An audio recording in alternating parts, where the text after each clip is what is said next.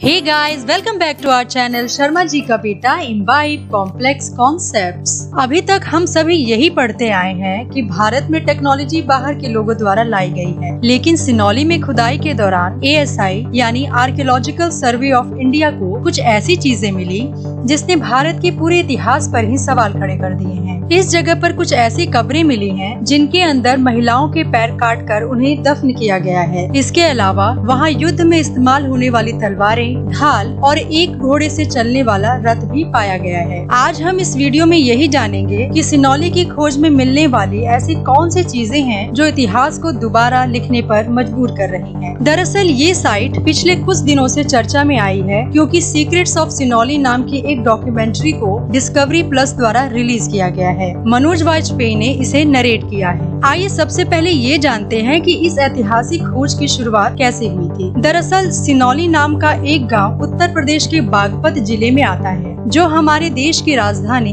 दिल्ली से 67 किलोमीटर की दूरी पर स्थित है। साल 2004 में गांव के किसानों को खेती के दौरान जमीन के नीचे कुछ बेहद पुराने मिट्टी और तांबे से बने बर्तन मिले। गांव के लोगों ने इस बात की जानकारी वहां के प्रशासन और लोकल न्यूज रिपोर्टर्स तक पहुंचा दी और धीरे धीरे ये खबर आर्कियोलॉजिकल सर्वे ऑफ इंडिया यानी ASI नामक गवर्नमेंट एजेंसी तक पहुंच गई। ये खबर मिलते ही ASI ने तुरंत एक्शन लेते हुए सिनौली में खुदाई का काम शुरू कर दिया। ये खुदाई 2006 तक चली। इस खुदाई में 116 लोगों के कंकाल जमीन के नीचे दफन किए हुए मिले। खोज में ये पता चला कि ये एक ऐसी जगह थी जहां मरे हुए लोगों को दफनाया जाता था। इसके बाद ASI के द्वारा इसे एक नेक्रोपोलिस यानी एक कब्रिस्तान मान लिया गया। तब से इस जगह को भारत के अंदर ब्रॉन्ज एज का सबसे बड़ा कब्रिस्तान माना जाता है। खोज में मिले इन कंकालों के कार्बन डेटिंग करने पर ये पता चला कि ये आज से लगभग 4000 साल पुराने हैं। मानव इतिहास के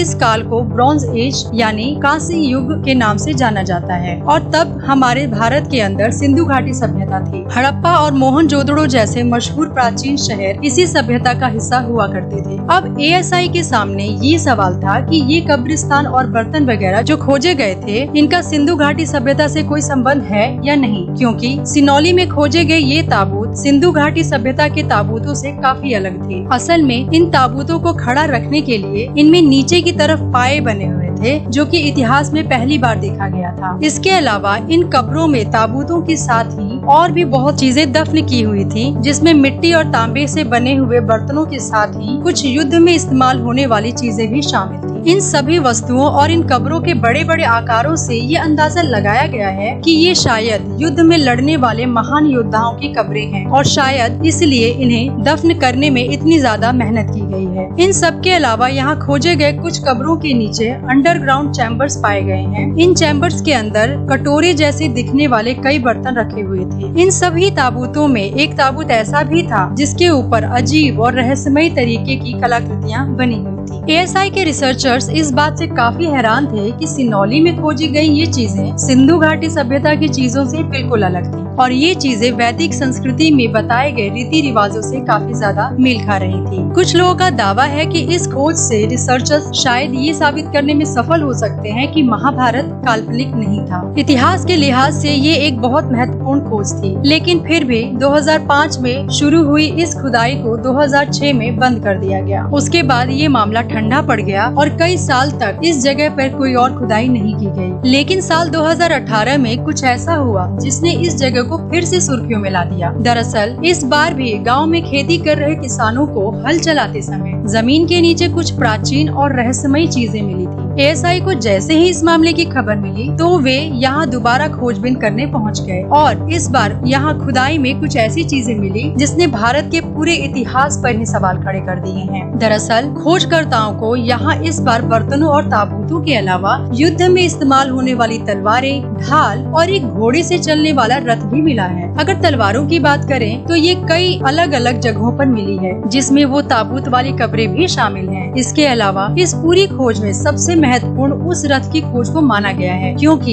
ये रथ अपने समय के हिसाब से काफी ज्यादा एडवांस टेक्नोलॉजी से बनाया गया है। ये प्राचीन रथ आज के जमाने के रथ से काफी ज्यादा मेल खाता है। शुरुआत में जब इस रथ को पाया गया तो ये अनुमान लगाया गया कि इसको बैलों के द्वारा खींचा जाता होगा, लेकिन बाद में गहन अध्ययन करने पर पता चला कि इसको बैलों के द्वारा नहीं बल्कि घोड़ों के द्वारा खींचा जाता था। और ये अपने आप में बहुत ज्यादा हैरान करने वाली बात है, क्योंकि उस समय घोड़ों से खींचे जाने वाले रथ होते ही नहीं थे। इस रथ की बहुत सी चीजें तांबे से बनी हुई थी और इसके अंदर एक कोड़ा भी मिला है जो घोड़ों को तेज दौड़ाने के लिए उनकी कमर पर मारा जाता है। इस जगह पर मिलने वाली चीजें जैसे रथ, तलवारें और ढाल आदि से पता चलता है कि यहाँ जो भी सभ्यता रहती थी वह जरूर ही योद्धाओं की रही होगी। और हथियारों की गिनती से भी पता चलता है कि वे लोग युद्ध करने में बहुत ही माहिर रहे होंगे। सिंधु घाटी सभ्यता की यदि बात करें तो उसमें हमें कहीं भी हथियार देखने को नहीं मिलते हैं और यही चीज इन दोनों कल्चर्स को एक दूसरे से अलग करती है। इसके अलावा इस जगह पर कुछ कब्रें ऐसी भी मिली हैं जिसके अंदर महिलाओं का शरीर दफन है। इन कब्रों की खास बात ये है कि जिन महिलाओं के कंकाल पाए गए हैं वे कोई आम महिलाएं नहीं हैं, बल्कि उस समय की महिला योद्धा है, क्योंकि इन महिलाओं के कब्र में भी तलवारें और युद्ध का दूसरा सामान दफन किया हुआ है। लेकिन महिला योद्धाओं के शरीर में एक बड़ी ही अजीब चीज देखने को मिली है।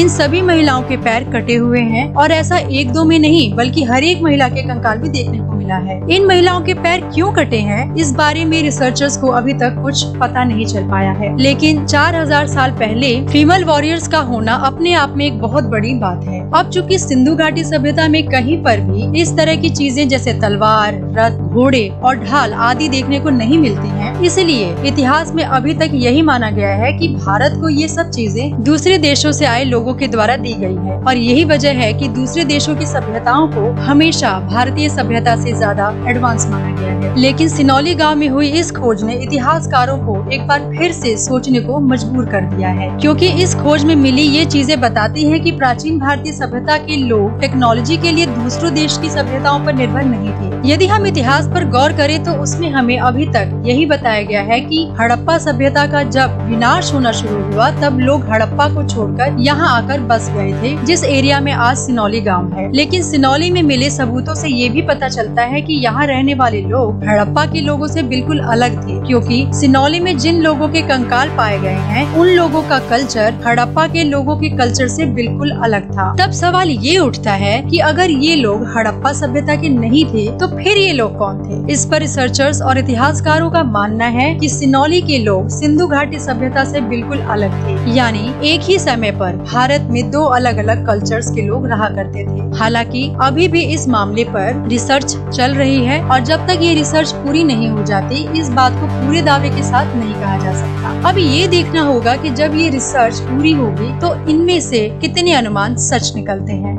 आई होप ये वीडियो आपको इन्फॉर्मेटिव लगी होगी। ऐसे ही और इन्फॉर्मेटिव और इंटरेस्टिंग वीडियोस के लिए हमारे चैनल को सब्सक्राइब करना ना भूलें। यदि वीडियो अच्छी लगी हो तो इसे लाइक एंड शेयर करें। See you soon with a new video. Thank you.